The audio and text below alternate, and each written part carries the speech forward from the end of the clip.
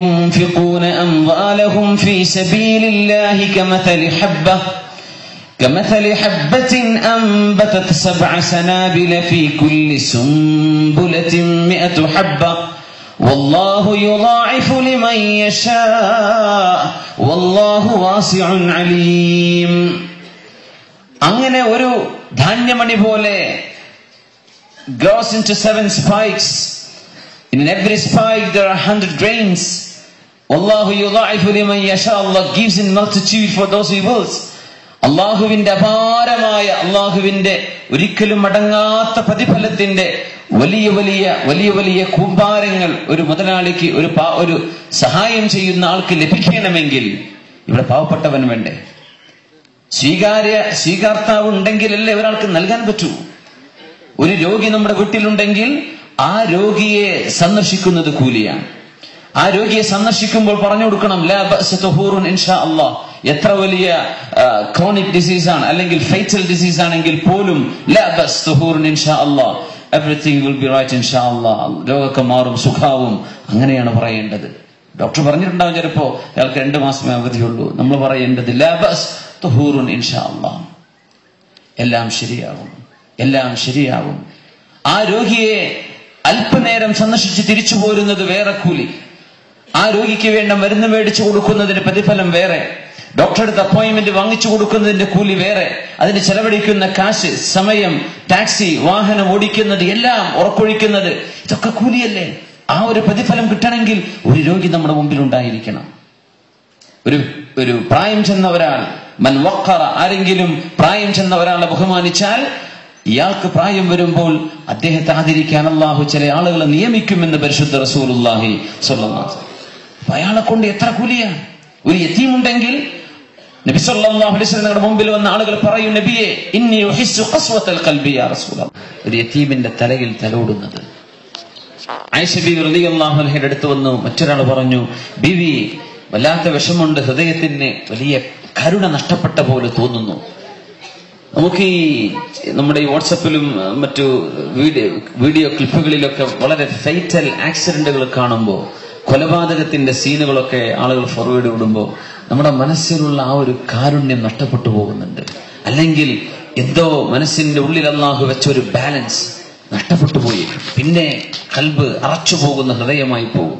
അതുകൊണ്ട് നമ്മൾ അത്തരം കാര്യങ്ങളൊന്നും ഫോർവേഡ് ചെയ്യരുതെന്നാണ് എനിക്ക് പറയാനുള്ളത്. നമ്മുടെ കരുണ വറ്റിപ്പോയാൽ അതങ്ങ് ഉണ്ടാക്കി വരാൻ വളരെ പ്രയാസം ഉണ്ടായിരിക്കും. ആയിഷ ബീവി റളിയല്ലാഹു അൻഹ പറയാറുള്ളത്, നിങ്ങൾ മരിച്ചുപോയ ആളുകളെ പോയി സന്ദർശിക്കുവിൻ എന്നാണ്. യതീമിന്റെ തലയിൽ തലോടുവിൻ. ഇംസഹ അലാ റഅസിൽ യതീം.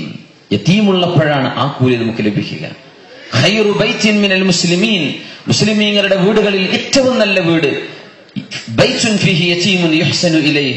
ഒരു നന്മ ചെയ്യപ്പെടുന്ന ഒരു യതീമുള്ള ഒരു വീടാണ്. വശർറു ബൈത്തിൻ മിൻ ബുയൂത്തിൽ മുസ്ലിമീൻ. മുസ്ലിമീങ്ങളുടെ വീടുകളിൽ ഏറ്റവും മോശപ്പെട്ട വീട് ഫീഹി യതീമുൻ യുസാഉ ഇലൈഹി. മോശമായ പെരുമാറ്റത്തിന് വിധേയനാകുന്ന ഒരു യതീമുള്ള വീടാണ് തിരുനബി സല്ലല്ലാഹു അലൈഹി വസല്ലം. 2 വഴികൾ നമ്മുടെ മുമ്പിലാണ്. ജീവിതത്തിന്റെ എല്ലാ അനുഭവങ്ങളും നമുക്ക് പ്രതിഫലം കിട്ടാനുള്ള വഴികളായി നമ്മുടെ മുമ്പിലേക്ക് അല്ലാഹു തരികയാണ്. അപ്പോ കാരുണ്യവും ദാനവും തിരുനബി സല്ലല്ലാഹു അലൈഹി വസല്ലം തങ്ങളാണ് അതിൽ ഏറ്റവും നമ്മുടെ മാതൃക.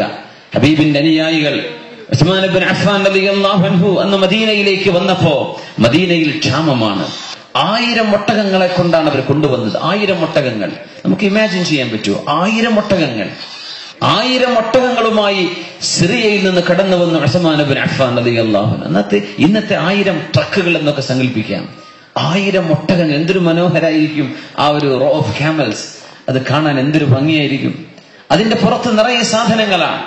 മദീനയിലെ കച്ചവടക്കാർ മുഴുവനും ഓടി വന്നു, ഉസ്മാൻ ഞങ്ങൾക്ക് വിൽക്കുമോ?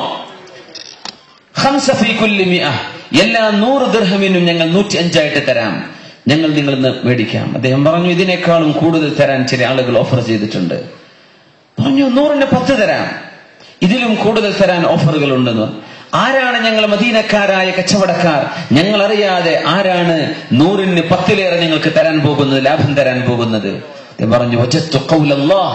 അള്ളാഹുവിന്റെ വിശുദ്ധ വചനം ഞാൻ നോക്കുമ്പോൾ എനിക്ക് കാണാൻ കഴിയുന്നു. മസലുല്ലദീന യുൻഫിഖൂന അംവാലഹും ഫീ സബീലില്ലാഹ് കമസലി ഹബ്ബത്തിൻ അംബതത് സബ്അ സനാബിൽ ഫീ കുല്ലി സുംബുലത്തിൻ മിഅതു ഹബ്ബ വല്ലാഹു യുളാഇഫു ലിമൻ യശാ. ഒന്നിന് 700 തരാമെന്ന് അല്ലാഹു എന്നോട് പറഞ്ഞു. ഈ 1000 ഒട്ടകത്തിന്റെ പുറത്തുള്ള മുഴുവൻ സാധനങ്ങളും മദീനക്കാർക്ക് വേണ്ടി ഫ്രീ ആണ്. അവർ ഫ്രീ ആയി എടുത്തോട്ടെ, എനിക്കിതിനൊന്നും വേണ്ട എന്ന് പറഞ്ഞ വലിയ മഹാദാനം ചെയ്ത പാരമ്പര്യമാണ് മുസ്ലിമീങ്ങളുടേത്. ഇത് സ്വർഗത്തിലേക്കുള്ള യാത്രകളാണ്.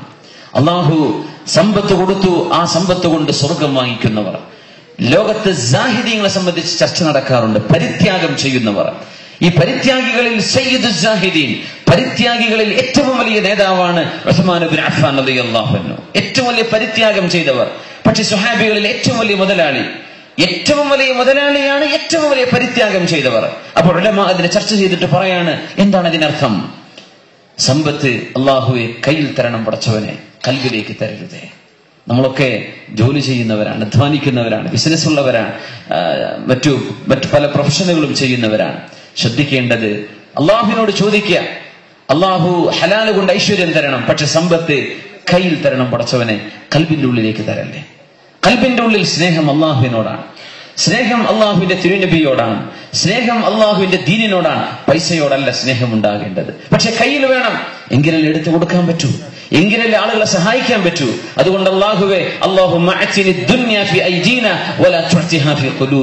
ഞങ്ങളുടെ കൈകളിൽ പൈസ തരണം റബ്ബേ, ഞങ്ങളുടെ കൽബുകളിലേക്ക് തരരുതേ എന്ന് പ്രാർത്ഥിക്കുമായിരുന്നു തിരുനബിയുടെ അനുയായികൾ. അപ്പോ ജീവിതം ആഖിറം സമ്പാദിക്കാനുള്ളതാണ്. ഏറ്റവും വലിയ ദാനശീലം തിരുനബി സല്ലല്ലാഹു അലൈഹി വസല്ലം തങ്ങൾ പഠിപ്പിക്കുന്നു പല രീതിയിലാണ്. ഒന്ന് അൽ-ഇൻഫാഖു അലൻ നഫ്സ്, ഒരാൾ സ്വന്തം ശരീരത്തിന് ചെലവഴിക്കുന്നത് ഒരു ദാനമാണ്. സ്വന്തം ശരീരത്തിന് ചെലവഴിക്കുന്നത്. അഹ്മദ് ഇബ്നു ഹംബൽ റളിയല്ലാഹു അൻഹു ക്ലാസ് എടുത്തുകൊണ്ടിരിക്കുന്നു. അവിടെ ഒരു വളരെ മോശപ്പെട്ട കീറിപ്പറഞ്ഞ വസ്ത്രം ധരിച്ച ഒരാൾ വന്നിരിക്കുമ്പോ, ക്ലാസ്സൊക്കെ കഴിഞ്ഞപ്പോ മഹാനായ ഹദീഥ് പണ്ഡിതൻ 7 ലക്ഷം ഹദീഥുകൾ മനഃപ്പാടമുള്ള മദ്ഹബിന്റെ ഇമാമാണ് അഹ്മദ് ഇബ്നു ഹംബൽ റളിയല്ലാഹു അൻഹു. 10 ലക്ഷം ഹദീഥ് മഹാനായ ഇമാം ശാഫിഈ തങ്ങൾക്ക് മനഃപ്പാടമുണ്ട്. അഹ്മദ് ഇബ്നു ഹംബൽ റളിയല്ലാഹു അൻഹു ഹദീഥിന്റെ ക്ലാസ് കഴിഞ്ഞപ്പോ ഇയാളെ വിളിച്ചു. എന്നിട്ട് പറഞ്ഞു, ഈ മുസല്ലയുടെ താഴെ 1000 ദിർഹം ഇരിപ്പുണ്ട്, നീ എടുത്തോ, എന്നിട്ട് നിന്റെ ആവശ്യങ്ങളൊക്കെ ചെലവഴിക്കും. ഞാൻ മുതലാളിയാ. ദേഷ്യപ്പെട്ടു. നിങ്ങൾക്കറിയില്ലേ തിരുനബിയുടെ ഹദീസ്, ഇന്നല്ലാഹ ഇദാ അൻഅമ അലാ അബ്ദിൻ ഇന്നല്ലാഹ യുഹിബ്ബു ഇദാ അൻഅമ അലാ അബ്ദിൻ അൻ യറാ അഥറ നിഅമതിഹി അലാ അബ്ദി. അല്ലാഹു ഒരാൾക്ക് നിഅമത്ത് ചെയ്താൽ, അനുഗ്രഹം ചെയ്താൽ, ആ അനുഗ്രഹത്തിന്റെ അടയാളം നിങ്ങളുടെ ശരീരത്തിൽ കാണപ്പെടാൻ അല്ലാഹുവിന് ഇഷ്ടമുണ്ട് എന്ന് പറയുന്നത് ഹദീസ് നിങ്ങൾ കേട്ടിട്ടില്ലയോ? അദ്ദേഹത്തിന് നാണമായി പോയി. നല്ല വസ്ത്രം ധരിക്കുക, അതിൽ അഹങ്കരിക്കരുത് എന്ന് മാത്രം. നല്ല രീതിയിൽ നീ ജീവിച്ചോ, പക്ഷെ അഹങ്കരിക്കരുത്, അഹങ്കാരം വരുത്. സ്വന്തം ശരീരത്തിന് ചെലവഴിക്കുന്നത് ഒരു ദാനമാണ്, സ്വന്തം കുടുംബത്തിന് ചെലവഴിക്കുന്നത് ദാനമാണ്. നമ്മളെ ഇസ്ലാമിന്റെ ഏറ്റവും വലിയ അത്ഭുതം അതാണ്. നമുക്ക് നിർബന്ധമായതിനാണ് സുന്നത്തിനേക്കാളും കൂലി. ളുഹർ നിസ്കാരത്തിനാണ് ളുഹറിന്റെ മുമ്പും ശേഷമുള്ള സുന്നത്തിനേക്കാളും കൂലി. പക്ഷെ നമ്മുടെ ലോജിക്ക് വെച്ച് നോക്കിയാൽ മനസ്സിലാവുന്നില്ല. നിർബന്ധമായതിന് കൂലിനെ തരേണ്ട ആവശ്യമില്ലല്ലോ എന്ന് നമുക്ക് തോന്നുക. പക്ഷെ അള്ളാഹുവിന്റെ രീതി എന്താ? ഫർദിന് ഏറ്റവും കൂടുതൽ കൂലി. നമ്മുടെ ഭാര്യ, മക്കൾ, മാതാപിതാക്കൾ, നമ്മുടെ ഡിപെൻഡൻസ്, അവരെ നമ്മൾ സംരക്ഷിക്കേണ്ടത് ബാധ്യതയാണ്. അവർക്ക് നമ്മൾ ചെലവഴിക്കുന്നതാണ് ഏറ്റവും കൂലിയുള്ള സ്വതക്ക, അഫ്ളലു സ്വതക്ക. ഏറ്റവും കൂലിയുള്ള പ്രതിഫലം എന്തിനാ? നമ്മുടെ കുട്ടികൾക്ക് വസ്ത്രം മേടിച്ചു കൊടുക്കുന്നത്, ഭാര്യയ്ക്ക് ഒരു വസ്ത്രം മേടിച്ചത്, നമ്മുടെ ഉമ്മാക്ക് വാപ്പാക്ക് മെഡിസിന്, അവർക്ക് ഭക്ഷണം, അവരുടെ താമസത്തിന്, അവരുടെ സൗകര്യങ്ങൾക്ക് ഇതിനാണ് ഏറ്റവും വലിയ പ്രതിഫലം. അത് നമ്മളുമായി ചുറ്റിപ്പറ്റി നിൽക്കുന്ന നമുക്ക് ചെയ്യാൻ പറ്റുന്ന ഒരു ദാനമാണ്. രണ്ടാമത്തെ ദാനം അൽ-ഇൻഫാഖു അലൽ ജീറാൻ, നമ്മുടെ അയൽപക്കക്കാരോട് ചെയ്യാൻ പറ്റുന്നത്. അയൽപക്കക്കാർ നമ്മൾ ഏറ്റവും മനസ്സിലാക്കണം. ഉമർ ഫാറൂഖ് റളിയല്ലാഹു അൻഹുവിന്റെ ലോകപ്രസിദ്ധമായ ആ ഒരു കാഴ്ചപ്പാട്, ഒരാൾ അറിയണമെങ്കിൽ 3 കാര്യങ്ങൾ വിധിക്കണം.